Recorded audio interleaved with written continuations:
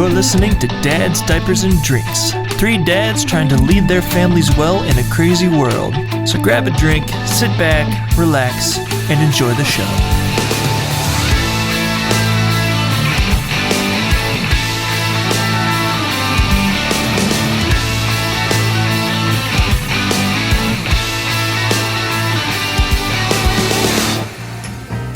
R.E.S.P.E.C.T, find out what it means to me. R.E.S.P.E.C.T, take out TCB. Oh, little respect. Whoa. Hey everybody, welcome back to Dads, Diapers, and Drinks. I'm your host, Scott. I'm Nathan. And I'm Jeff.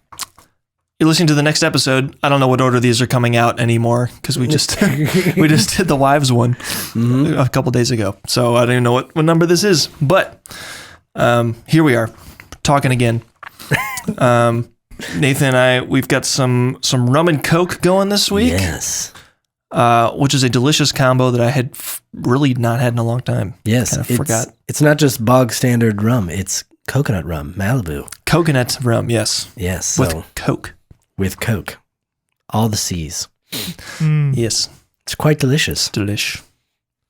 That is one of my wife's absolute favorites. Our current go-to is the Bacardi spiced rum. Oh, yeah. Comes in a very big bottle. Mm-hmm. We like that with Coke. That stuff's great. Yeah. Mm-hmm. I currently have myself my usual. I have my Glenmorangie 14. I've got this podcast plus maybe one more. Depends how heavy of a pour I do next week. If I just finish it, but Yeah. it is still elegant, still fantastic.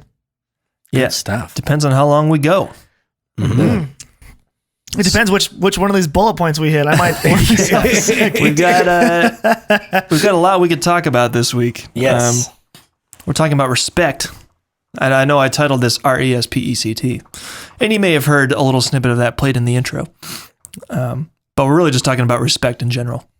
So Yes. we can just jump right into it. I don't know if you guys want to do much of a personal update or... I'm going to pre-apologize for my gruffness. Not gruffness in my demeanor, but in my sound, because I'm sick. Well, I'm recovering. I'll put it that way. So, Yeah. sorry for all the sniffles and the occasional distant cough.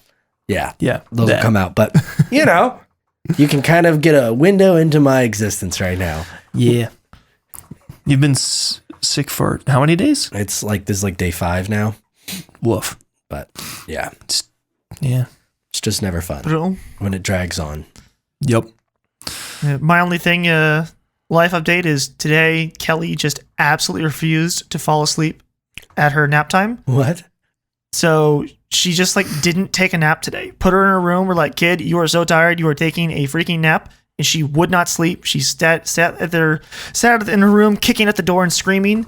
And I'm working right through the wall. And I was like, I can't do this. So freaking open the door and let her out. I can't handle this. And she didn't take a nap till 5. And we're like, we just found her asleep on the floor at 5. We're like, okay. It's like we woke her KO'd. up we woke her up 45 minutes later. We're like, we're not letting you sleep until 7 and then wake up. So we're just gonna whatever. So she's just an absolute monster all evening. Dang. It's been a day with her. I mean, I don't know what that was. She just would not take her dang nap today. So yeah, it's been fun. It's been a very peaceful Monday. Yeah. The joys of working from home. Sometimes that crap can happen. Dude, that's just, yeah. It's not often you have a 2-year-old in your place of work. This is true. The office has got some downsides. It doesn't have absolutely ludicrous 2-year-old. That is not on the list of regular office experience. Yeah. So, But there's also, sometimes sex can happen when you're working from home. hey, a little lunch break. Oh. Yeah. So that doesn't happen at the office, hopefully. Yeah, it never happened. Definitely. It doesn't happen. We had Nate and Bethany over, Hills, and they brought their kids, obviously. Nice. So I got to see what a 3.5-year-old looks like. Nate. Oh, so that's one of those. And it was just kind of nonstop teaching moments for Nate, it seemed. So I was thinking of Kelly and then how she might be when she's 3.5. I thought, oh man, that's very much the same. If I don't know, maybe she'll grow out of it quicker, but I don't know, man. It's crazy to me. Well, two thoughts. First, it's crazy to me that by the end of 2022, Kelly will be 3.5 and Andy will be 1.5. Which 1.5 just sounds like nuts. Like that's a big kid. 1.5 is so much bigger than 6 months. Yeah, Davis will be basically 2 because his birthday is January 14th. Wow. So he'll be right in the thick of it. Yeah. Whew. He's pretty. My other thought is, go ahead. Now every time you see kids that are older than your kid, you're just like studying them. Yeah. So we were at church on Sunday and Kelly was playing with a 3-year-old boy. It is Brandon, my friend Brandon's youngest. His name's Owen. And they were playing with some blocks together. And he was doing a really good job of including Kelly in play. Mm-hmm. And it was one of those things where I went, wow, my daughter does not do that. And he was like, no, come here, put the red block on there. And she's like, oh, and Kelly would do it. But Kelly would never say, hey, you put the green triangle on top with the yellow. She would never do that. Hey, give me your green triangle. Yeah, she would just take it and go, no, green triangle. Like, that's where her mind is. So it was really cool to me to just go, oh man. And he's like a little over 3. And I was like, man, so like 6 months from now, maybe Kelly will be more like this and it won't be as much of just demanding stuff and then crying when it doesn't happen. Mm-hmm. It'll be more of, I recognize that you have a thing and I would like you to do a certain thing with that thing and I'm going to ask you about it. Where Kelly's just like, food now. And you're like, okay. I wonder was it Brandon and Karen? Okay. I forgot they had another kid for some reason. Yeah. Their third is 3. Yeah. Wow. And their oldest? Oh my word. It's like 11, 10 or 11. Yeah. Yeah. Dude, he walked up to me in church. He's like eye level. I was like, nah. Nope. Nah. I remember when you were born. Seriously, I was in the Shaylik's house. We were all in their Bible study. Yeah. Oh my word. But I was thinking maybe the reason their youngest is a better sharer is because he has older siblings. And Brandon said that. He said, you said, warning, he has 2 older siblings. So yeah, he's picked up on social things that a firstborn just doesn't have the opportunity to learn. Like they might say the same thing about their firstborn. Yeah. So yeah, fun stuff. Absolutely. Fun stuff with kids. All right, we ready to jump into this topic? I'm saying let's do it. Let's dive in. So we're talking about respect. Yes. You want to read the dictionary definition of respect, Mr. Nathan? I like to have a solid basis so that everyone is on the same understanding playing field. So the Oxford Dictionary playing field. That is correct. There's a verb which I don't think really applies in this scenario. Like respect. But the noun, it's like a verb form. To respect. There's 2 primary definitions, and the first one is a feeling of deep admiration for someone or something elicited by the abilities, qualities, or achievements. So, yeah. And then the second of the 2 is due regard for feelings, wishes, rights, or traditions of others. So I think those kind of actually go together sometimes, and sometimes they're entirely independent. Because I feel like a lot of the time you have that deep admiration in a certain sense for the abilities and qualities that a particular person displays, or it's purely because you're attempting to have regard for a particular person's feelings, wishes, or traditions. Yes. Those are all very... Like, that's a condensed... Obviously you did read the definition of the word right there. Yeah. I don't know, for some reason I was thinking of it more of understanding someone else's power. I can't think of the word. Like having healthy respect for something that could kill you, or not. So not just the people, verb definition, I just looked it up because I wanted to have it in front of me so that I could remember all the words. Yeah. The verb of it is to hold in high esteem, or to regard something or show consideration for something. Which I think for our purposes, the verb form is more close to what we are. Yeah, to show consideration, maybe. Yeah. But it's I think also that's a little tighter, but- like when you, like if I respect someone, respect has different like meanings depending on who it is being displayed towards. So like I have respect for Scott through our friendship, right? And I have respect for my dad because he's my dad. And I also, but that's partially because of what I've seen him do, but also just because who he is. But then I also have respect for, you know, someone who is older than me, who is like, oh, you might know something that I don't know, you know? And that's not because they've like somehow earned my respect, but it's just... Right. Yeah. Some people are naturally, well, I guess all people are naturally deserving of some respect just on a human to human level. Like, I respect you as a human. I'm not going to, Yes. you know, because my chickens weren't laying eggs, I cut their heads off. Like, I wouldn't do that to a human who was not providing a certain service to me. Dang. Okay. All right. It's good to know, Scott. I'm glad to hear that. Would you happened. like some more Coke? I am like just about empty. All right, I'll be right back. More Malibu rum, please. Oh, wow. You just put the definition right in there. Boom. I like it. It's amazing. We have a shared document. Like you can like write the definition. Yeah. of it. But, sorry, go ahead. No, go ahead. You were halfway done. You go. I've lost the train. No, yeah, but like you have like a basis of respect, which is like, which I feel like generally is something that isn't something that you just have. Like I don't feel like you're born with like, oh, I just think that I should listen to you or I should just give you some level of regard. It's like there is the human standard, which is like, I think everyone should have this. I don't have the same respect for a dog as I do for Scott, obviously.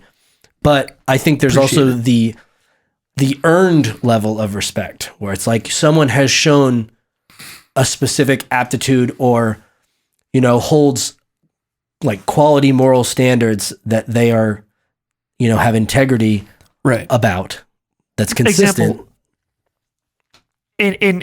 in this example of respect that you're referring to, I respect Scott's knowledge of electronic stuff way more than my own. And Nate, I respect your knowledge of mechanics way more than my own because I know that you are a legitimate expert at your craft of mechanics and I am not. So like I will give you respect if I ask for your opinion on something that has to do with an engine and Scott's, I will hold your opinion higher than Scott's. Just because I respect your knowledge and your training in the field. So that means that what you say has a higher weight to it. Yeah, absolutely. So, yeah, I don't know what else to say about that. Sorry, I was looking at someone? I was looking at the YouTube chat. Some random. I don't understand that comment. I'm sorry. Now I gotta pull it up. Yes, there's respect that people naturally have. Then there's respect that is earned through personal achievements. Or like I respect LeBron James's ability to play basketball. I don't necessarily respect his opinion on political issues. Yeah, because I think he has a high school education along with the rest of the NBA. Even the ones who got a college degree. We know what's up with didn't those get a people. college degree. So I don't respect their opinions. I was just talking about this with Nate, with Nate and Bethany the other night. And how I need to catch myself even when an athlete says something I do agree with. I need to remind myself he is just as unqualified to talk about this as the other guy. He's the guy I didn't. he may have struck some truth. That's the Fox News thing where it's like mainstream media is garbage. I like Fox News sometimes though. It's like no, you either disagree with the way the way that the news works, or you don't. It's like I disagree with it fundamentally. So even though Fox News has people on it that say things I like, it's like I still know that your job is to do gotchas on Democrats, and I like when you do it, but I know what you're doing. Yeah, well, I mean, like that. I even have to check myself when I'm listening. I mean, to different podcasts. Like Joe Rogan's been really under fire recently. Oh, geez. For all the stuff that he's gone through, for thinking for himself, for having all these things. But that's the thing is we have that opinion. It's like, well, I have listened to him for a while, so I have a respect that I feel like he gets close to a lot of things. He may not always hit the nail on the head, but you also have to remember that he is a game show host / comedian / UFC commentator. Like, the dude's not like an expert on any of this stuff. He's just a curious dude that has people on that know things. Right. But he is And he's a genuinely good enough comedian to keep the podcast interesting at all times. Yeah.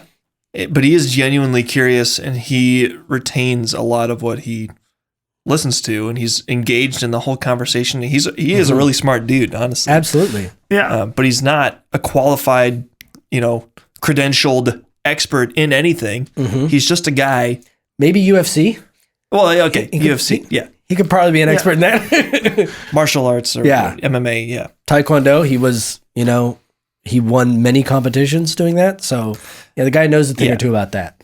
I mean, kick you in the the head. stuff he's getting crucified for. Yes. He did, I know. Well, the most recent one was like he made comments about our weird language of black and white for people. And he's Right. like, I've never met a white person, and I've never met a really truly black person. It's like, our language is very polarized, but it's not truly accurate for what humans are. Right. Was kind of the point he was trying to make. We but are he every kind of shade. fumbled through it. We're every shade in between that. And if you're going based Yeah. on skin color, Yeah. like I've seen people of all different skin colors. So like at what point do you cross over from white to black, and like Hispanics are somewhere in the middle? Like, I don't know. So that's where he was kind of having that conversation, and people were like, "Oh, you said the wrong thing." And he's like, "Dude, he has no clue what he's talking about right now. He is And just the listener should understand that. yeah, like he's just like talking about this thing that's like, okay, here's a clear oddity in language versus reality. I'm just kind of talking through it right now, and you go, okay, yeah, maybe someone's a little like, probably wouldn't say that in public again, but like, I don't know, he's just figuring it out, and you get mad at people for it. Right. So with Joe Rogan right now, we're talking about the authority in this day and age being the government and all of its affiliates in big tech, trying to shut people down for different opinions that are perceived as offensive or dangerous or harmful. Endangering people's lives or misinformation or whatever. So it seems like it is much easier or much more justifiable to me to not respect authority as it once was. So so I'm looking at my first point here. So when we talk about respecting authority, I'm thinking of the definition of the word that is more like to show regard or consideration for, as Jeff put up here. Yeah. So I know most of the time I know what the law is. And if it's a mask mandate, I will reluctantly do it. I will do as I'm told because I am a good citizen. Or I'll respect the authority of my employer. Like I don't want to get fired, even if they're doing something I don't agree with. I still have to go along with it. So I don't know, respecting authority. I don't know if it's compliance or I don't. I mean, but the thing is it also manifests in ways that you don't even think about. Like, I respect other drivers on the road, so I follow road signs. Like, that sign says stop, I'm gonna stop. Probably gonna stop. There is nothing truly physically restricting me from not stopping at that stop sign, aside from a police officer seeing me blow right through it and be like, whatever, But like, there's other things like that we respect that isn't even just like, oh, I'm respecting an authority. No, I respect that because those are the rules of the road for us to all agree on. Right. It's the social contract that we've all signed. Yeah. Right? It's just this, it's not like it's articulated, but it's there's a line at the grocery store. You don't cut it. Yeah. Right. I don't know. It's like this basic, the reason why we're talking about it is because it's this basic deep level stuff that we want our kids to learn from us, because we want them to be respectful of authority, because it is an important part of growing up. And I want them to respect my authority as their parent. And to respect our authority as parents and as adults. But at the same time, as Scott kind of alluded to in his first line, it just so happens that right now, I personally have lost a ton of respect for the authorities in our country. Yeah. So it's like we're on this awkward line of me openly saying how much I hate the authority of the country, and also saying, my kids, you should really respect authority. Well, it's really interesting about that because that almost exclusively extends for me personally to like a federal level. Like people that are like, or even sometimes even like on a local like mayor level, but it's like, that doesn't mean that I don't respect the cop that pulled me over because I was speeding, or I don't respect, some local official, or even someone who's like a cashier at a grocery store. I'm not just gonna be like, screw you. Like, no, I have a basic respect for people who have authority in their area, especially that directly affects my life. Yeah. Yeah. The more local, the more natural it is. Mm-hmm. Definitely. Right. And the more personal. Yeah. The more personal the interaction, the more natural it is, I think. For going back to the stop sign example, I obey stop signs because I understand why they're there. To a point, yeah. The reason stop signs are there is because you have two roads that are crossing and you need to stop because there might be a car coming the other way. Yep. But if it is nighttime and you can see very obviously there are no headlights and what's the point of stopping? I already know, I've already assessed the risk here. I know there's nobody coming. So why should I stop all the way? So, I mean, what you are hitting on is following the spirit of the law versus the letter of the law. Exactly. And I'm not going to condone that action at all. Granted, I will still do that sometimes. Like on my back streets, it's literally a block long. It's 25 miles an hour. And I'm rolling up to that stop sign. And if someone is not right there, I'd probably hit like maybe 5 miles an hour. And then I'm like, and I'm off again. Yeah. Like it's like exactly what you're saying, which is following the spirit of the law and not the letter of the law. The spirit of the law is people who in this intersection shouldn't hit each other. And you're like, correct. Successfully did it. It's 1 a.m. Nobody's here. No car accident. We nailed it. Yeah. Letter of the law is you stop at stop signs. Right. And the funny thing is you will teach your kids you stop at stop signs. But they're not going to because they are going to realize through their own intuition that I really have to stop at this stop sign right now. Exactly. That you can't necessarily teach your kids the nuances when it comes to following the spirit of the law. So you teach the letter. You teach the letter and kind of let them figure out the nuances for themselves. Yeah. Just like blinker usage, it's kind of the same thing. It's like you use your blinkers when you turn, and then it's like, yeah, and then it's somewhere down the road. It's like there's no one on the road anywhere. I'm turning left at a stop sign with no one here. Do I blinker? And it's like, no, you don't blinker. It doesn't matter. Yeah. It's like you still can. I bet a lot of people who are listening to this still do. But it's like, you really don't have to. If you think about it, you don't have to. Yeah. You can just go. But all those things, it's like, you don't ever tell your kid, don't put your blinker on when you turn left. You tell them to do that.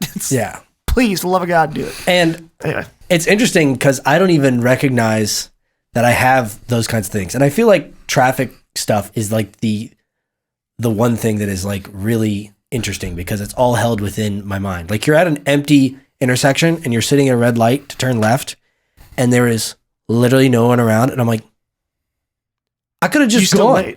Like I could have just gone, but will I go? No, I'm going to sit there and I'm going to wait until that light goes green and then I'll go.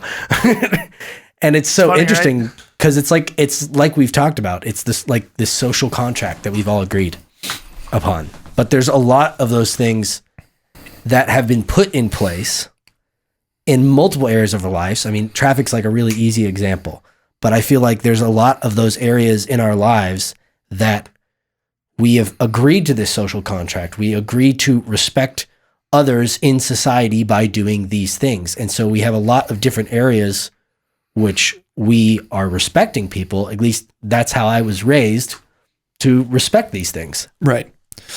But when it comes to traffic, I think the letter of the law, as we're calling it, makes perfect sense. Yes. Like every traffic sign that we have, or this is a one-way street, or yield, or stop, or red light, yellow light, green light, all that makes perfect sense to keep everyone safe. And I have no problem with the way the letter is written. The problem happens when the letter of the law stops making sense. Yes. When the spirit of the law makes more sense than the letter wholesale. If they just set all highway speeds to 25 miles per hour, you just Yeah, I'm not doing that. nope, not happening. I will defy authority That'd there. be I will hilarious. challenge authority. I will. That is not a thing that's going to happen, but it will keep you safer. I don't doubt it. Still not happening. Right. It would eliminate all car accidents. Correct. Still not happening. Like, Yeah. it's- Or when data comes out showing that masks don't really do anything to prevent the spread of COVID, yet doesn't mask matter. mandates remain. Like, no, this is just stupid. So, then you're kind of getting into when is it okay to challenge authority? What are those nuances? I don't know. And that's something that's really difficult to teach your kids, I guess. Like, yeah, it's But I think it's kind of exactly what you were talking about, Jeff, in that I feel like it comes down from a breakdown of respect. Because like we talked, it's like, okay, I have a base level of respect. You can go up from that and you can go down from that. And there are people even in my life where I'm like, yeah, no, you have whittled away 95% of the respect that I have for you. I respect you as a human being, but that begins and ends. Yeah. That's it. oh man. This is a little personal, but he's a complete dick, so I'm going to go ahead and say it. I just lost all respect for a certain human being this past week in such a shattering way that I have to say it here. One of our friends was engaged, and then their engagement just fell apart. And the guy, who I had held in decent level of respect, thought of him as a friend, turns out complete dick, and just dumped his fiance and said it's because you are like too neurotic, and I think you need counseling and you need help, and I can't marry you. And then left her and like basically blamed her and all of it, and then peaced out. And I was like, I have never lost respect for someone so suddenly in my life. Oh my word. yeah. It's gone. Whatever you had is no more. Oh my gosh. Like it was such a shattering thing to just like one day. I literally saw them like 2 weeks ago, and I was like, oh yeah, it was great. Great to see them again. And then Do I know these people? yes, Okay. We'll talk later. post show. After the recording stops, yeah. And I saw them like 2 weeks ago, and then to have it just end so suddenly, be like, oh my goodness, I can't believe you. So yeah, it's like as soon as something like that happens, it's like respect is losable. It's gone. I will never respect that person again. Yeah. It is out the freaking window. And a little sidebar here before we carry on. Something that's really interesting is the relationship with husbands and wives, especially when it comes to respect. Like as a man, I think all of us can feel this very much. Respect is such a valued thing, even on like a subconscious level, that it is like, it's something that I hold higher than most things, honestly. And I value think it's it. actually a key difference between men and women is Well, actually yes. So our relationship with respect. predominantly women they need love. Like they want respect, but they need love. And there's certain areas where they need respect, but predominantly love is the thing that like makes them tick. And as a man, respect is the thing that makes me tick. When my wife respects me, man, Then I you can walk feel on the loved. moon. I feel loved. Yeah. Yes. It's And when you the love your orders wife, are reversed. Yeah. they feel respected. Yeah. And I mean, they obviously feel loved. And when my wife loves me, I feel loved. But when I feel respected, I feel that much more love in a sense. And so I think that's why this particular topic hits all of us so hard. And when you have these breakdowns in respect, it's just like this hits me at my core Yeah. of my existence. It really did. It shook me so much. I was like, I can't believe that I had held you in respect, and now I don't at such a degree so quickly. Yeah. It's like, wow, that was a freaking head turn. And I don't know. I was trying to tell Alan this. I was like, it shook me in a way that I just didn't think it would. It's like, it just made me mad. It's like, oh man, that just freaking, that just sucks so much that you would do that. And you're a friend, and like, oh my gosh, oh boy. Sorry, this is all coming out pretty raw. Like, I hadn't thought about this. I hadn't correlated these things in my head with this topic. Feel all the things. Oh, dude, it just feeling. Help me, Max. and I'm leaking. Anyway, back on topic. Yeah. I felt that way when the lead singer of a band I used to like tried to murder his wife. Oh my word. Holy cow, I remember that. Lost respect in a second. Wow, you're a scumbag. All right. Mm-hmm. Our dad was like, hey, you know that band you like? What? Hey, you know that band you're about to used to like? Yeah. It's like the singer's going to jail. Huh? What? Yeah, Oh, that sucks. that was rough. So jumping back, I had started to talk about when it's appropriate to challenge authority.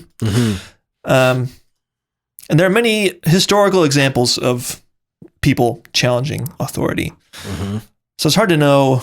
I think a lot of good things have come from that. Obviously, America is a story of us challenging authority and winning and creating the greatest country the world has ever known. Good things came of it, but should we have revolted in the first place? Debatable. We didn't like being taxed so much. I don't know. But we did. It didn't happen, and good things happened. So I don't know if that means it's justified or not, but No. I'm not. I would say it is. It's not to make an ends justify the means argument, but to make a corrupt authority needs to be challenged, and it's not that's not an option. It is the duty of good men to challenge corrupt authority. right. Is something I just truly believe. If someone like the example is like you're on an island. There's 11 people on an island. 6 are men, 5 are women. And all the men say all the women have to be naked. We all voted. Women are going to be naked. And you go, no, like you have to, a good man says, I am challenging the authority on this. Like I will not stand for unjust things. And Yes. so that's the difficulty is like everyone, I don't know. It's kind of a character in like American culture is the Captain America in Civil War who says, I am Captain America, but I'm standing up against what is being said for me to do. And it's like, there's something about that really hits home. I don't know if it's just cultural for us because of the history of the revolution, but like it is the duty of good men to stand up and say, I will not follow bad rules. I mean, Yeah. even the story of like the old Westerns where you'd have the mysterious drifter that happened to go through town and, oh yeah, the sheriff who is basically Runs the judge, place. jury, and executioner, essentially runs the whole place, is corrupt and doing all these terrible things. And then he runs them out of town. It's like, that's a victory. It's like, well, if you think about that, it's like the authority was in place and this random stranger basically comes in and destroys that authority. It's like, well, that's actually good. Well, why is it good? Because corrupt authority needs to be challenged. Right. Yeah. We see that happening right now with this Canadian trucker Oh man. thing going on. Like they literally all trucked to Ottawa to just park outside the Capitol and yell at A place where I, as a standard American, I was like, I had to Google, where is Ottawa? What is that? I don't still know don't even anything know. about this. Oh, that's where that is. Okay. Yeah. My word. Yeah. It's So protests and challenging authority are not new, obviously. It's just finding the times when it's appropriate to do so. And I think we're definitely in those times right now. yeah. It may seem the argument going on is that it's not like it's that big of a deal. Again, it's like, hey, get vaccinated, please, is basically the argument from the one side.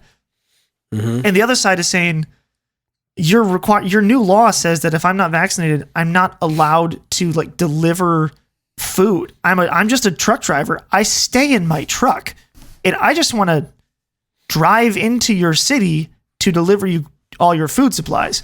And they said, yeah, you can't do that. And they're like, okay, well, look, you've hit up against something. I am not budging. we're not doing this. And then they just parked their trucks on the highway and blocked the highways off. Well, Yeah. the thing is that there is the conflict of it's almost an inverse proportion of what we were talking about with like traffic signs, where the spirit of the law and the letter of the law have almost flipped. Because the spirit is to, hey, we want to protect people. We don't want people to get sick. Yeah, we're just and keeping people have safe. COVID and die. And that's like the, hey, this is the spirit, you know? But really, the spirit is like, oh, this is, just want to keep people safe. But really, they're using that as a platform to support their letter of the law, which is, you going to just do what we say. Comply, essentially. Yes. Yeah. And it's finally boiled to a point where, I mean, again, that's the funny thing about it. It was probably only like, I don't know, 100 people. Mm-hmm. When you think about it in the grand scheme of things, it's probably 100 truckers that said, not doing it, and they parked. And then 1,000 other guys went, you know what? They're freaking right, and they parked. Mm-hmm. And now it's 50,000 people or so. Yeah. It's like, it really, That's crazy. It's so amazing when you think about it in the like fine point. It was a few people who said, we're not doing this anymore. Mm-hmm. And they were in the right place at the right time to make a stand and say, this is not okay anymore. Mm-hmm. We're just not going to deal with this stuff. And it's not the first time. I don't know. It's a modern example. This is by far not the first time that this has happened, where you just hit the wall and you just go, this is not. And we had it a couple years ago with policing in America in 2020 with George Floyd, where half the country said, well, I'll say half, is more like 75% of the country said, okay, we got a problem. This is unacceptable. Then Yeah. everyone's in agreement there for a moment. Well, everybody agreed that was not good. That's what I don't understand. Like, no one thinks the police officer was in the right here. So what are we fighting about again? Mm-hmm. Yeah. So, And Well, we won't dive down that road. yeah, sorry. I had a thought and now it's gone. I'm sorry. Sorry. It's not your fault. It's totally mine. I remember even just looking at like this list of things that happened with the Boston Tea Party, for instance. It's very easy to be like, oh, maybe it's hard to see the nuance without seeing all of the different data points. But there was essentially a breakdown of respect from the English government to the American colonists. Mm-hmm. They said, and vice versa. We don't respect you. You just give us our money. No, you're just subservient to us. And they were like, why? Why are we doing this? Right. You're not even here. Right. we're just sending money across the street, across the sea to you, and you're just like, there you go, and you're making our lives better, while meanwhile you're just taxing the snot out of us. We're having to basically house your soldiers in our houses so that you can enforce these laws and taxes that aren't even the collective agreement of the people that live in the area. You've just decided. Yeah. No. Oops. Oh, Yeah. Thank you for that punctuation. Through my brief research of the Boston Tea Party in preparation for this, basically the British were in so much debt from wars and other stuff that they were just using the American colonies as their funding to pay off their debt. Because they were so profitable compared to their other colonies. Right. Because we were doing things. We're doing stuff. We were farming and trading things. We were building lots of stuff too. Inventing. The North in America. We were very taxable. Yeah. So there's the Stamp Act in 1765 where they taxed playing cards, business licenses, newspapers. Mm-hmm. Can you imagine? Yeah, taxing playing cards. My brother-in-law would. It's not funny be happy because about we that. do tax playing cards in America. Do we? I don't know. Yeah, you want to go to a store and buy a deck of cards. Well, it's just a sales tax. Yeah. Yeah, everything's taxed. We're taxed more now than they were then. It's fine. Yeah, but we're just cool with it now. Tell us how you really feel, Jeff. I'm such a dude. Again, my respect for authority is so low. I've become like a complete, like almost Rebel. anarchist. Yeah, And anarchist. I was like, I'm pretty libertarian leaning, and now I'm like, bruh, I'm pretty much an anarchist. Burn it down. I don't really care. Oh, golly. In the Townsend Acts in 1767, they started taxing paint, paper, glass, lead, and tea. So the British felt that the taxation was fair because they were keeping America afloat, essentially. They were fighting wars on America's behalf, and the colonists disagreed. They were all about the taxation without representation is a bad thing. We don't have anyone to fight for us when it comes to deciding what the taxes will be. We've got no one representing us. March 5th, 1770 was the Boston Massacre. Colonists started flinging snowballs, ice and oyster shells at a British sentinel guarding the Boston Customs House, which is kind of funny. I don't know why I think that's funny. It's just kind of funny. You just imagine a sentinel getting pelted with a snowball. Yeah. It's just kind of silly. clam. in a sense. Yeah, just threw an oyster at him. Oyster shells. Yeah. Hey, you British guy. Throw a snowball at him. I don't know. It just seems like kind of innocent at first to me, the way I read It that. literally is like the Kent State massacre that happened. It's almost the exact same thing of people were protesting. There were guards there. It just and spiraled out of control. Someone threw like a pop bottle at an officer, and then he just shot, and then 17 people shot just because it was like, someone shot the gun, and then like everyone shoots. It's just like, it just explodes. Yeah. Well, that's literally how the Revolutionary War started. It was the shot heard around the world, which happens a few years after all this stuff. But basically, the Boston Massacre, this British guy who was getting pelted with snowballs calls for reinforcements, and then the colonists, I don't remember how many colonists they were, but they just start fighting these British guys, and then it just escalates, and the British dudes end up shooting them. So 5 colonists died, 6 were wounded, and now the colonists absolutely hate the British. So things are not going well.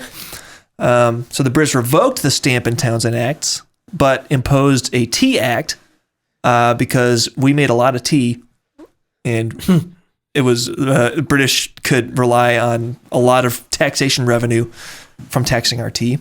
Man, So we were like, we're going to boycott tea. We're not going to buy any tea sold by the British East India Trading Company. So then the British was like, all right, we'll make it super affordable, but I'm probably missing a few spots in here. But anyway, I'm just moving quickly. December 16th, 1773, 3 British ships arrived in Boston Harbor carrying tea from China. That night, the Sons of Liberty, led by Sam Adams and John Hancock, disguised themselves as Native Americans, boarded the ships, and threw 342 chests of tea into the water. And that was the Boston Tea Party. Fun, interesting fact. They used the tea that was on these ships. You think of it like, tea bag. No, it was literally in barrels. Cubes. They would literally It was the compress giant tea blocks of it. down into a block. And you could buy a block of tea and it would last you months. And you would just shave with a knife. We actually got that in Taiwan. It was a gift that I was able to take home, was a block of tea that you just shave off a chunk of it and put it into your hot water, and it's tea. And so the amount of tea that is actually like Astronomical. so much tea. Yeah. It's really insane. There's all these tea leaves just floating in the harbor. Like you mentioned, 342 chests of tea. It would have turned into like a bog because it would all absorb the water and expanded. Yeah. So What if it smelled good? I'm so curious. We should really, you know what? Mr. Beast should recreate that. Yes. Just to do it, just to see what it's like. But the thing that I want to point out here that's so incredible, and why it's kind of pertinent to review this now with the struggle with authority, is that the Stamp Act, the first law that was passed that started to make everyone really not happy, was in 1765. And the actual Declaration, the Declaration of Independence, right, was written in 74. well, that would be 76. They wrote a different 76. a different declaration. They drafted the Declaration and Resolves in 74. That was from the First Continental Congress, where the delegates from all 13 colonies finally met for the first time and said, what are we doing about these dang Brits? Because But what's going on? we got to do something. So they drafted this declaration. So in the aftermath of the Tea Party, the British had passed more acts, the coercive acts they were called, which forced colonists to... Does that sound familiar? Yeah, being coerced to do something. It forced the colonists to house British soldiers, as Nathan mentioned. It moved judicial authority to Britain and British judges. So you could, which is brutal. Dude. Ended the free election of town officials who are just going to be appointed, probably a Brit. Closed the Boston Harbor until the tea was paid for. So that was a lot of tea that we ended up having to pay for, which honestly, that makes sense. We kind of ruined all of it.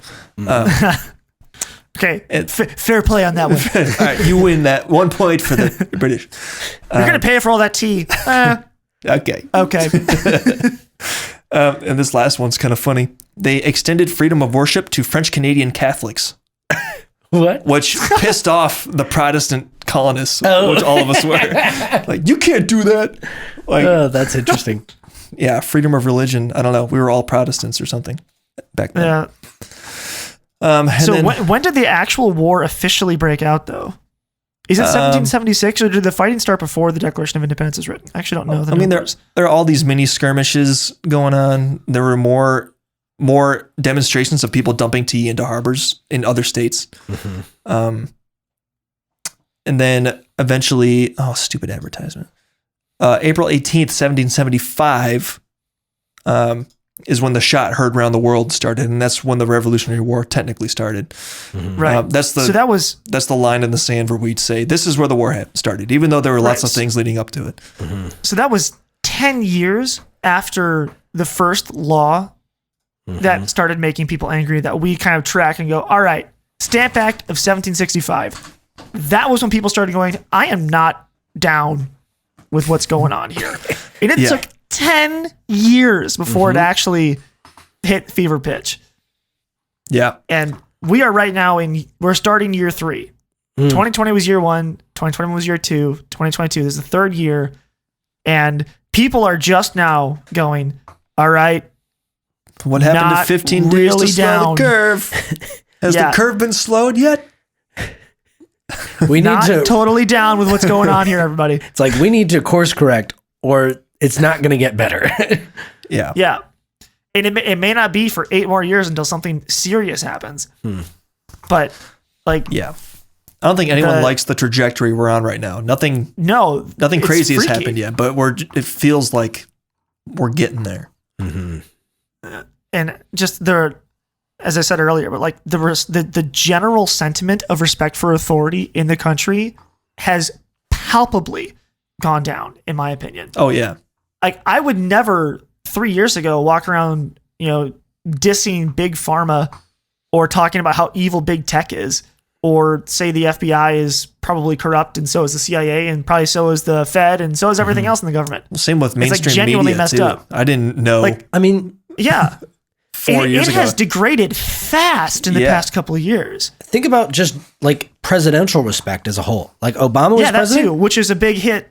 A lot of people didn't like Obama, but no one was like, not my president. No one was like, oh, I don't respect the guy at all. It's like, I don't like any of the decisions he made, but he's the president. He was not openly a douche. Well, yeah. He was very quietly a douche.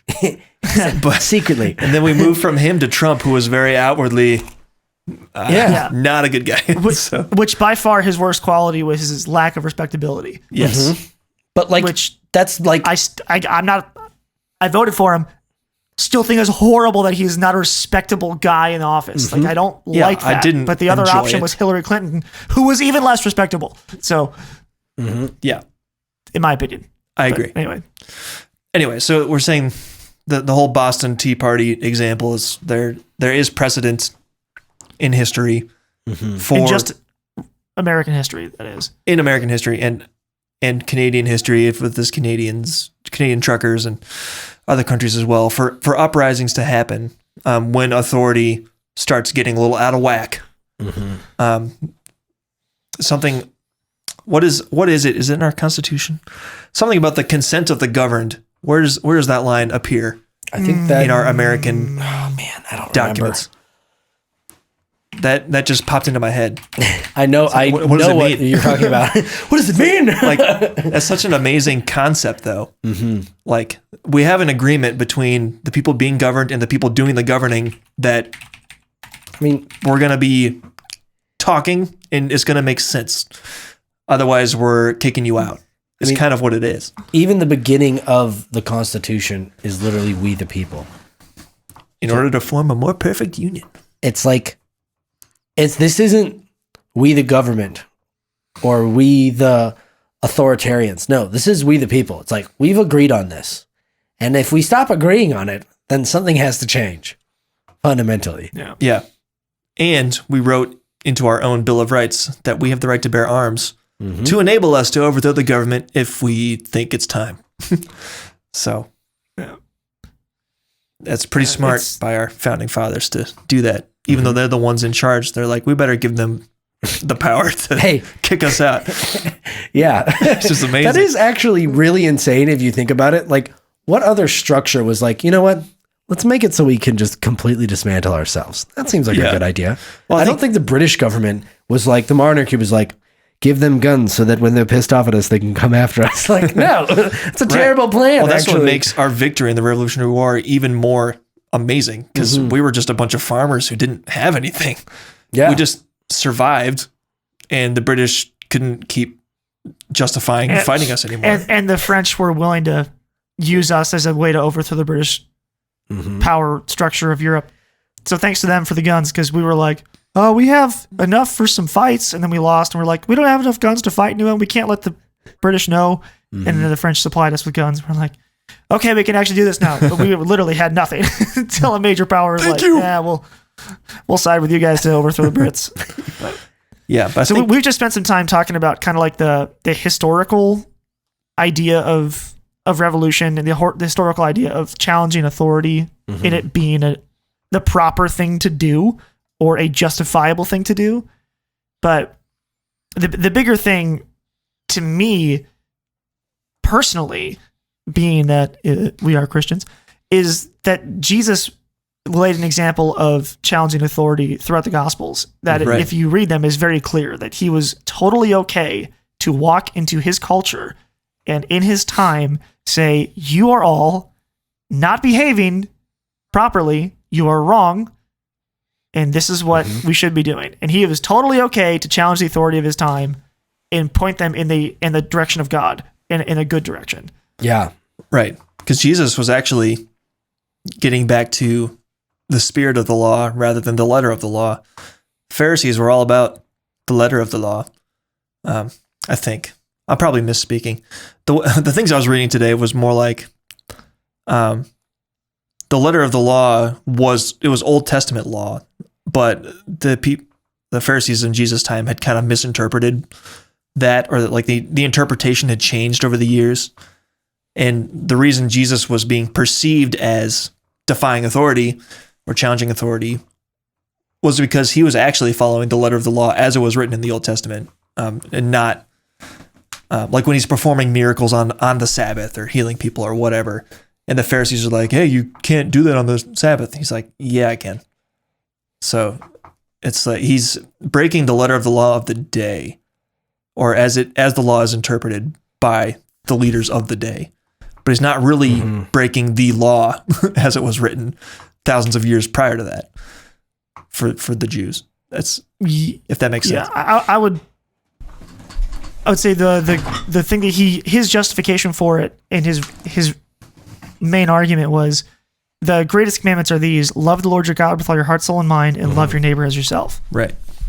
And he said all other laws are in service to these two. Exactly. So how to love the Lord your God with all your heart, soul, and mind. Well, don't work on the Sabbath. Take the day off, spend the day with your family and with God.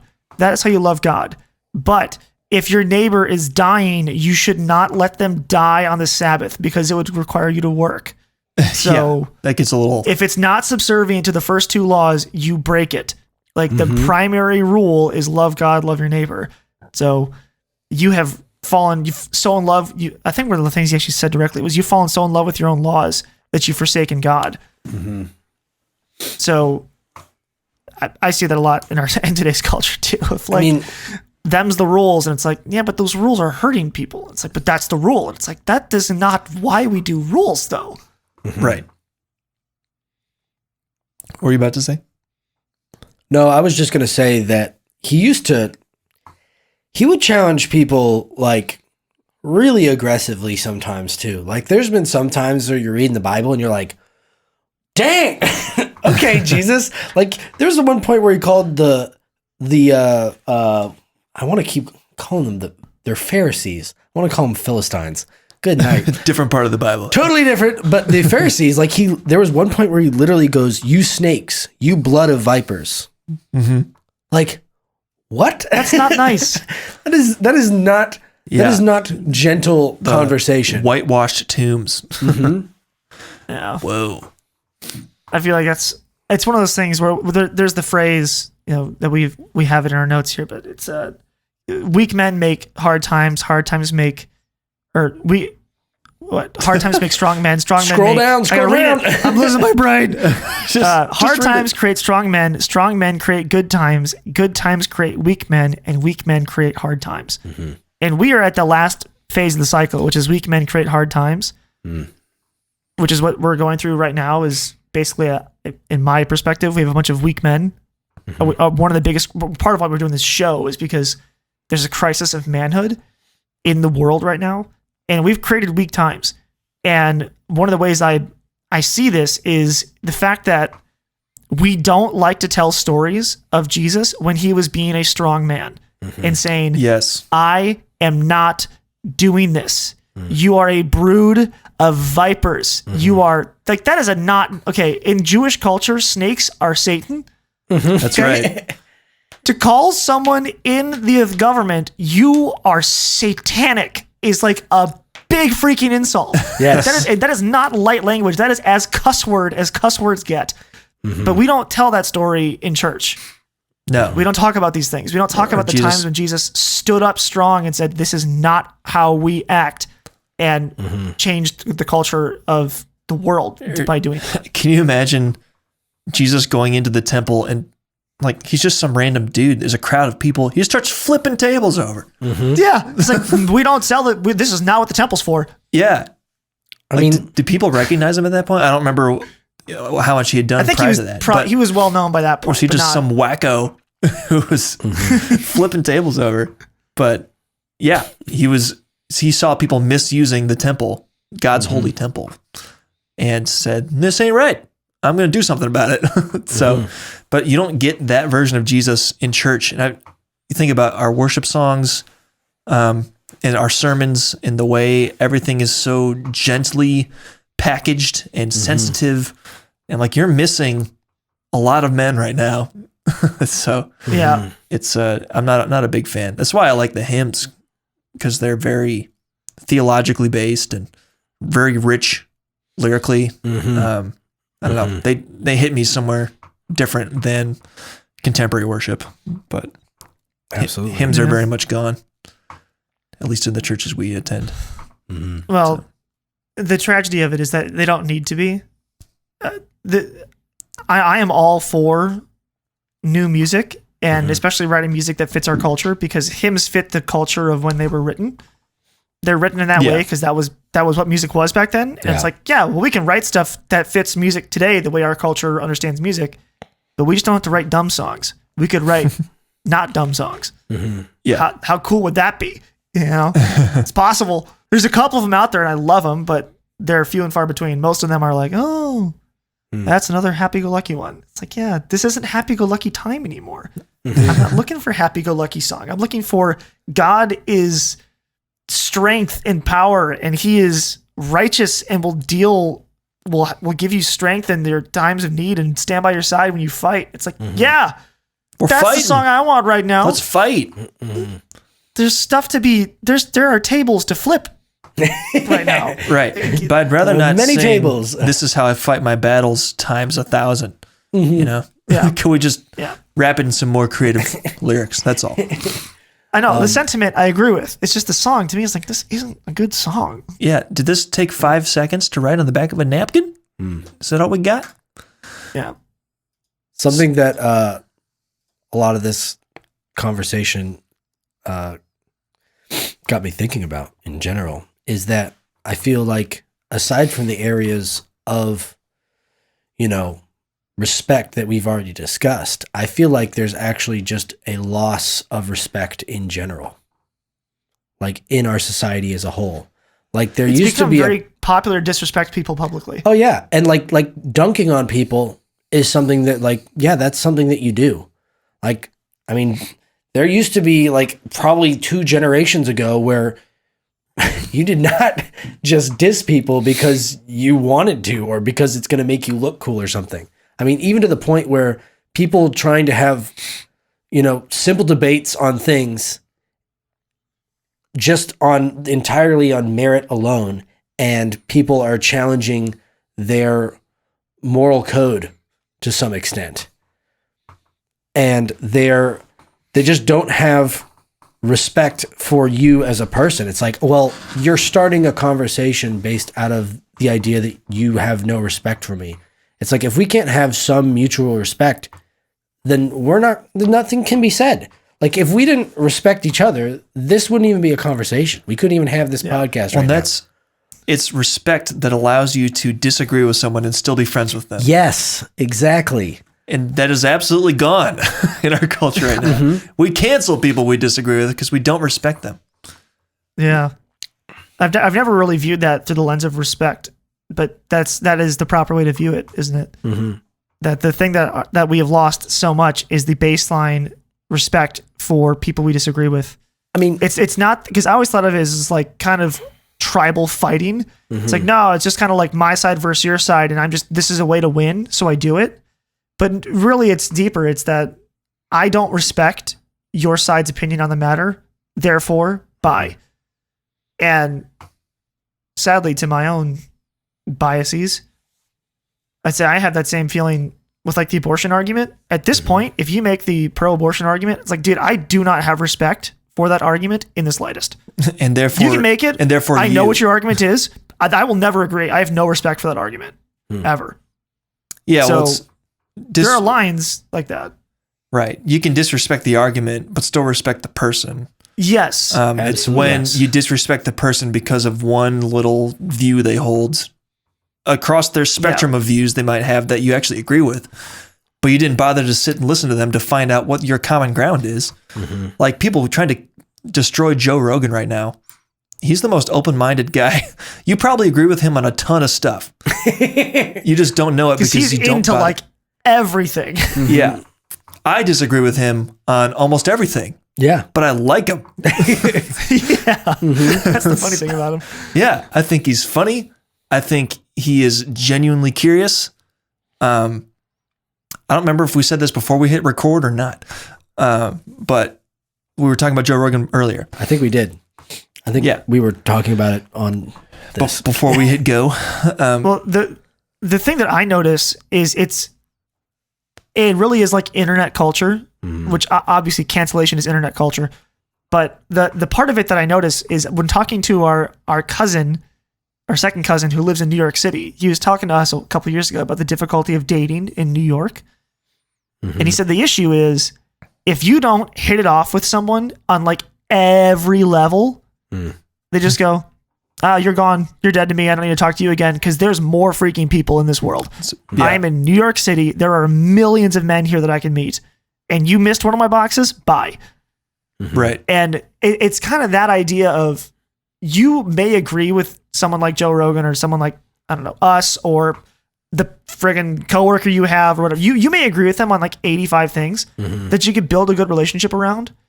But you find something to disagree with them and you go, oh yeah, that's it. And then you found a reason to dismiss a person and then you go, cool, dismissed. Even though there's 85 reasons to not dismiss them.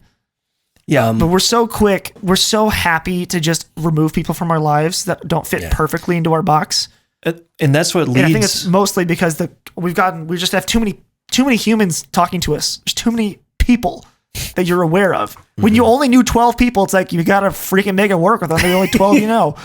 But now it's like I can just get rid of that person and I will meet another person because there are lots of people I can meet.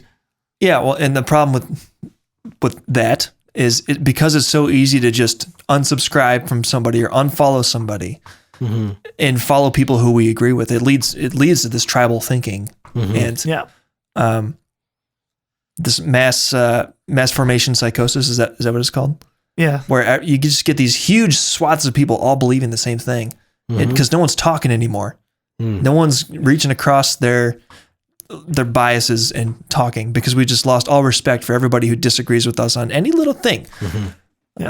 Bringing Jordan Peterson in the episode. He made it. He's back. An hour in and we got him. I know. It's a little bit longer than it usually is. It usually comes in like 13 minutes in and boom, he's there. But one of the things that I really respect that he says I'm trying to make sure I don't screw it up.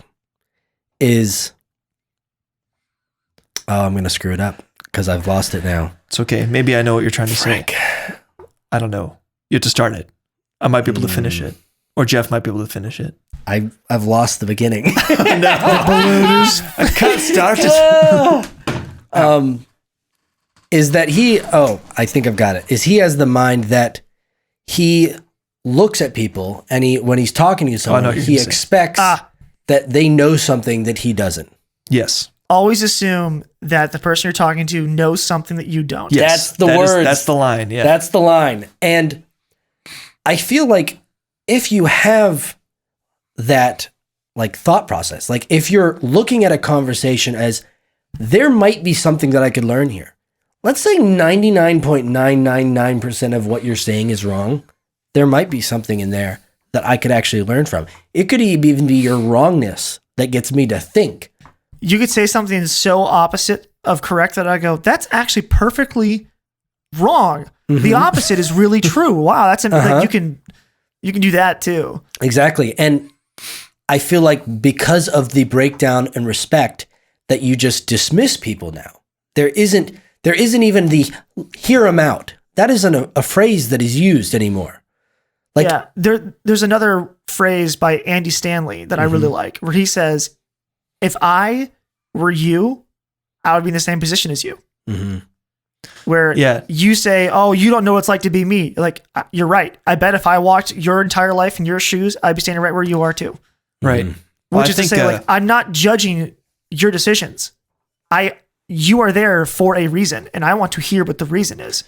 Right. Because you're not a crazy person. I'm assuming you have a reason for why you are where you are. Right. And I want to hear that. And that's having a basic level of respect for somebody. You might disagree with the decision or whatever, but you respect that they probably made it in good faith, or that you wouldn't have done anything differently if you were in their shoes. I think you assume that they're not just complete losers, and it's like, I just dismiss them. It's like, no, assume that they have reason for why they're there. Right. I think I quoted Andy Stanley probably from that same sermon in an earlier episode, where I said, did you know that everything everyone does makes sense to them?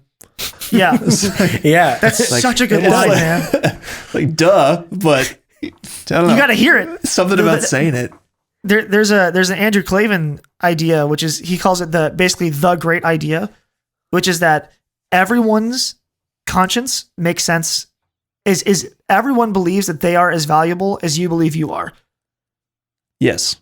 So however valuable you think you are, everyone you ever interact with, they believe the same thing about themselves. Like, everyone has infinite value to themselves because they're the only, like, that's what consciousness is.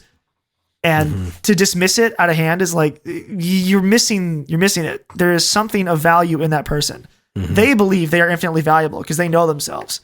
Yeah. Like, you need to find out how to interact with that. But yep, the idea of self, basically. Yeah. Bring it back around, Scott. Yeah. Well, I want to move on to my next point. Oh, you're down there. I was just saying we could. It's 9:35. Yeah, it is. Well, we'll just do this real quick. Respecting versus obeying. We kind of talked about this before, so this will be quick. I obey laws that I don't necessarily respect. So I have some respect for them because I know that not respecting them, not obeying them bears pretty big consequences sometimes. But I might do it more reluctantly. Like when it comes to a lockdown or a mask mandate, as is in all of our recent memory. I personally, I joked about this in a previous episode too. I pretty much tried to get the virus the whole time. I did everything wrong. Yeah. Scott. And I eventually succeeded, and I'm fine. Can I lick your face? Please. Can I lick it? Didn't go that crazy. No, I unironically offered to kiss someone who had COVID in like May of 2020. I was like, dude, let's do this thing. Get let's this get over it done with. Yeah. I know the statistics. I'm not going to die. So Just give it to me so I can be done. yeah. So anyway, when I didn't need to wear a mask, I didn't. And luckily, everywhere I've worked, I've worked for 2 companies during this pandemic, so neither one is required a vaccination. So I didn't get vaccinated, and I got COVID, and it was bad. Honestly, it was. I got it worse than anybody that I'm personally close to. I know obviously of cases of people getting very sick, and I know a few people who have actually died. But they're relatively distant from me. So I understand that the virus is not good, and that if you're in a high risk group, It's quite serious. COVID tended to be the last straw to break the camel's back. Yeah. So, like I understand all of that, but I knew my own risk was very low, so I didn't take any of these crazy precautions. I thought they were ridiculous, and I wasn't killing grandma because grandma got vaccinated. And grandma lives in Chicago. Yeah. I don't see her. I don't see her very much. And if I'm sick, I'd say don't come, which I literally did once. I was like, Grandma, we have COVID. You really can't come in town right now. Exactly. We took the precautions that made sense. When the letter of the law didn't make sense, we did what made sense to us. So yes, we obey, and this gets back to the nuance thing. How do you communicate this to your kids? Like if they have to go to school where masks are required, but we don't require masks in our own home or at church or how do they understand the difference of when it's appropriate to do that and when it's not? I don't know. There was one of the moms at church that she has a 14-year-old, a 9-year-old, and a 5-year-old. Something like that. The 14-year-old totally understands. She's like, all right, gonna go put on my hall pass, and then puts her mask on because she understands it's ridiculous because she's old enough to comprehend what's going on. The 10-year-old just does it because she's like, I don't know, I don't want to be weird. Right. So I put it on. It's like, I'm 10. I don't freaking know. It's awkward to not have it because everyone else has it. It's just social awkwardness. And the 5-year-old is just like, too young to have any clue at all. So just how at different stages, your understanding of what is being done to you is so different. And she was saying, just like as a mom, she's like, it just stresses me crap out. She's like, I don't know what's happening to them. I can't comprehend what this does to their ideas of authority and like logic. Like, I don't know because they're just living a double life where half the time they don't care about these rules and the other half they have to. And it's just like inconsistent and there's no good way to explain it. I will say, and I'll say this about masks because it's very interesting to me. My work has the policy that, if you had COVID or like there's certain restrictions or whatever, that after the fact you have to wear a mask. One thing that I actually, as frustrating as I personally find masks as a whole, partially because, I have my own views on it, but I think as a tool to communicate sickness to people around you through nonverbal cues, it is amazing. Like I started feeling sick at work on Thursday when I got there. I had a mask in my toolbox, threw that bad boy on. To notice people being like, oh, hey, what's going on? People like actually registering, oh yeah, hey, I'm not feeling too good. Hey, they gave me a little extra space. Like maybe it's not actually preventing something, but like especially things like common cold and flu. Like Katie basically did not get the flu the last 2 years, which she gets flu numbers are gone every single year because of how it affects people. And so it's like, it's equally frustrating when you have a means where it's like, this makes so much sense. Like this is so logical and so founded, but at the same time you have the inverse of that where you're like, this doesn't even make, so I can I have to wear this mask at all times, but then I get to walk through the restaurant, even when I'm not sick. sit down at the table, and then take it off. Let's say we all had COVID. Yeah. Now we all have COVID. like, yeah. Or like- wearing them on planes when the air is circulated in and out constantly. granted, but yes, that's the other thing about planes. But Yeah. Anyway, all that stuff to say, like for kids, in my experience with being part of youth at my church, is there's a lot of kids who are just looking around going, this, like, it doesn't work in my head. And they aren't like developed enough to be able to handle the dissonance. And they just go, I don't know what to make of this. Like, this doesn't make sense to me. And it just causes angst, anxiety, frustrations. They're just like, they don't know what to do because their entire life is just confusing to them. yeah. It's like, that is one of the effects going on. And I don't know. What? It's because they're kind of conditioned to respect and obey whatever is said to them. And that's a good thing. But then you use it badly and it has really bad effects. Yeah. And we don't really understand all of the effects yet. And that's the sad part. Yeah. Well, I think it is important if we're trying to teach our kids who don't understand the nuances, trying to teach them to respect authority. We also have to model it ourselves. absolutely. So, that kind of sucks sometimes. But So that sucks. if there is a mask mandate, I got to wear the mask even if I hate it. Or, Well, even See, I won't. See, I'm such an anarchist at this point. I would rather let a store manager Jeff. walk up to me and say, you will be thrown out if you don't put the mask on. And I say, okay, bye. I would rather that happen than me wear a mask in their store. well, Like I would rather get kicked out. this is an interesting way to think of it. Like, let's say you go to someone's house, right? And they're like, hey, please take your shoes off. You go, oh, okay. Well, I would. Yeah. It's like if I go to a store, they're like, hey, they have this big sign that says, hey, Please take masks. your shoes off. And they have boxes of masks right there. And they're like, yeah, here, you can have a mask. And you're like, oh, okay. If that's the rules for how we're going to play this, it's like, I don't have to believe in that mask's effectiveness for me to be respectful of that establishment. exactly. Yeah. Like, my feelings on it don't have to play any part in the reality of that whole interaction. Yeah, but if someone said, in order to walk into a store, you have to wear this plastic bag on your head, and it's like your local grocery store, I go, no. Here's your aluminum cap. Yeah, it's like, well, again, it's the same argument of, I've been wearing this aluminum cap on my head for 11 days, and the aliens haven't hacked my brain in 11 days. It works. It's like, that is not how reasoning works, buddy. Yeah. It's like, you don't just get to say, I've been doing this, and I'm not dead, therefore it works. It's like, that's not how, what? No. Huh? So, I don't know. I just don't, it's again, like, if I think something's dumb, this is a character flaw / strength. That's not sure very which. Still self-observant debating of you. of myself. the Where, like, application. if I think something's dumb, I just do not do it. And it may be attending a class in college that I think is dumb. I will not go. Yeah.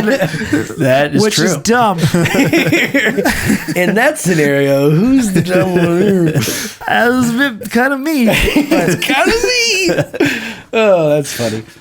But if I think something doesn't make sense and I'm like confident about it, and again, this is where it's so difficult, because in the Christ-like way of him saying, look, I know, because I'm the author of the Old Testament, I know that what you're saying is wrong. So I'm going to stand up and say, this is wrong and we're not doing it. So that's where it's like, look, Yeah. I know that your policy at Giant Eagle does absolutely nothing to stop the spread of Omicron. It doesn't work. The little footprints you Therefore- taped 6 feet apart. Yeah, therefore, I'm not thank doing you. it. Like, I know this doesn't do anything, so I'm not doing it. You could say you have to take your socks off your left foot, put it on your right foot, and that'll stop COVID. I'd be like, I'm not doing it. I don't care if you think it helps. I'm not doing a dumb jig for your sake. The feels thing like- is go ahead. that, sorry. The thing is, though, is that you at least have the confidence that you're willing to pick the hill. So you're like, hey, I'm going to die on this hill. I'm not wearing your mask. And they're like, okay, get out. And you're like, okay. Yeah, I respect your authority to say that. If you say no, I was like, you're not going to be one of those people that is like, we're going in Whole Foods and we're just going to stand around without our mask because we're trying to be contrarian. It's like, no, you're just as bad, if not worse, because now you're just being openly disrespectful just to piss people off. Yeah. Well, again, like if they said, look, then leave, I'd go, okay. Right. I will you respect the authority at that level. Yeah, it's like, all right, sorry about that. They have the final say. It is your store. Yes. You're the manager of the store. This is your place, man. But unless you walk up to me and call me out on it and say, look, you have to leave. Yeah. Because my assumption is who's ever running this place sees 1,000 people a day that aren't wearing masks and doesn't care. It's just like speeding. It's like, look, if you're going 5 over, it's like people don't care. You're not going to get pulled over for it. It's like, look, taking your mask off in a store, that's going 5 over. It's like, you're not going to, no one really cares. No one wants to just say it. No one wants to police that. It's such a hassle. If you walk into Giant Eagle, even though there is a sign that says masks are required, half the people in there don't have them. Maybe it's up to 75% now. I don't know. I was one of the early adopters of the not wearing a mask. I appreciate your honesty, Scott. I was first a late adopter of wearing, and then I was an early adopter of not wearing. Yeah. But this was relevant a little bit ago, but I'll say it anyway. I went to one of Kelsey's volleyball games back in the fall, and this was at a private school that our school was playing against, and they wouldn't let me in the gym without a mask, but they didn't have the box of disposable masks right there. Like, well, am I just stuck then? I can't go attend the game? So that annoyed me when there was a mask requirement, but they didn't provide masks. So little things. Well, there's a shirt requirement to walk into our gas station, but we don't provide shirts. Yeah. Well, that's a different thing. Very few people walk around life without a shirt on. That is true. You are excluding like 2 people on the planet. I will say, that's when you have like, we're going to have to get off this freaking mask topic because it's going to drive me up a wall. We're going to have to get off this podcast. It's late. Yeah, I know. At this point, it's a 2-parter, so we got like 5 more minutes. Yeah, we can break this up into 2. But like, let's say you're on Myrtle Beach. There's a bunch of no shoes, no shirt, no service. Yeah, but that's because everybody has that policy. You don't just get to go to a random thing. If it's not on the beach, you can't just go in there because you're in your swim trunks. Like, no, you got to put some shoes and a shirt on, have some general respect. Yeah. And that's like the same thing, but it's like when it was broadly understood, then yeah, it makes more sense. But it's like to constantly have the anxiety of what are the rules? What are the rules? What are the rules? I'm in this new place now. Are they going to yell at me? It's like, that's not good. I don't need that in my life. It's stressful enough to go grocery shopping, to deal with all the people trying to buy bananas. Good night. Get out of my way. Especially as a guy, when my wife gives me a shopping list and I'm like, I don't know where any of this crap is. And I just go back and forth and I see some old woman who totally knows that I don't know where I'm going, who see me pass her 3 times. Sir, I will move out of the way of the apples. I will throw avocados. Get out of my way. All right, last point. We'll be real quick. This goes along with our general lack of respect across the board nowadays, but particularly we've lost respect for people who have gone before us, lived more life than us, namely our older generation, people warning us that maybe we're not doing things right. I think that's partially due to kind of a natural defiance of youth. We want to be... We yearn so strongly for our own independence that we just ignore all warnings that we might be doing the wrong thing. So, and that's something that being a Christian, you kind of learn to respect the older generation because they have a big role to play in your own personal development and mentoring you or being a leader in the youth group or a pastor or whatever. So that's something as Christians we've all kind of learned. What are you doing? I had a sneeze. Oh. I know I looked insane there for a second. Sorry. What were you saying, Jeff? It's one of those things that I also, again, I don't know if it's worse with the current generation of kids than we were, or if it's just that I'm now old and I notice it more. I don't know if it's my perception or if it's actually genuinely worse. But I remember as a kid being taught, you say sir and ma'am or Mrs. Exactly. last name Mrs. or Mr. last name. Oh yeah. Like the number of kids that I see today who refer to parents by their first name. Yeah. It's like, what in the what? Like, I still call, even though I'm an adult with kids, I still look at my elders and go, like, Mr. whatever. Hey, it's good to see you. Right. It is so ingrained in me to give the respectful title to people who are of the generation before me. That to see kids today not do it is like just shocking to me. Right. Force you to do a double take. There's also so many cultures that have that baked into their language. I mean, especially like Japanese culture. Like, there's like 5 different ways that you address someone purely so that you can be like, you're here and I'm here. It's like, Yeah, social everything- hierarchy is real strong. It's just like, it's baked in. It's like, even me, when I go to talk to someone in an attempt to express that I am attempting to be respectful of them, I will say sir or ma'am. Like if I'm talking on the phone with a representative or someone from like a bank, Right. and they're like, is that the right number? I'm like, yes, ma'am. It's like, Right. okay. I do that too. Granted, that's totally been baked hijacked into to the the vocab point for us. where like if you do it and you get it wrong, now it's like a roll of dice. Like I'm either being respectful or more disrespectful. It's sir. Oh, I'm sorry, that was not my goal. It's ma'am. Okay. Exactly. That Ben Shapiro. I find it weird to, like, I had an experience at church this past Sunday where my neighbor's kid was there, and I was talking with my neighbor, and he was like, and his son ran over. His son's like 8, I think. And he said, "Oh, it's Arya's dad," which is my dog. Because when we're out of town, he watches my dog, their 8-year-old, and we pay him in M&Ms and Skittles. Awesome. Freaking awesome. Fantastic. And he was like, "Oh, you're Arya's dad." And I was like, "Oh, well, I'll accept the title." And then it just kind of sat in my head for like an hour. I was like, I really should have said, "You can call me Mr. G," Yeah. or something. But I was like, it felt in the moment, it feels so awkward to tell a kid to refer to me in that phrasing. Right. Because it's like, I'm just Jeff. I don't know. But it's like, no, I guess I really do need to adopt that. Yeah, I've had the same exact thought. I've always just been Scott. No one's ever referred to me as Mr. Gatchins, but Yeah. it's gonna have to start. I know. I- Like that for me was one of those like first moments where I went, I really should have said refer to me as Mr. G or Mr. Gatchins. And I just didn't even, it was so foreign to my mind. I was like, I just failed at an opportunity to help a young boy understand the social inner workings of young boy to adult man relationships. I failed. I was like, yeah, Arya's dad? Sure. It's like, I don't freaking know. It's just, I lost it. There is some status there. it's there. It's got the word dad in it. You know, Yeah. I take that. Yeah. But yeah.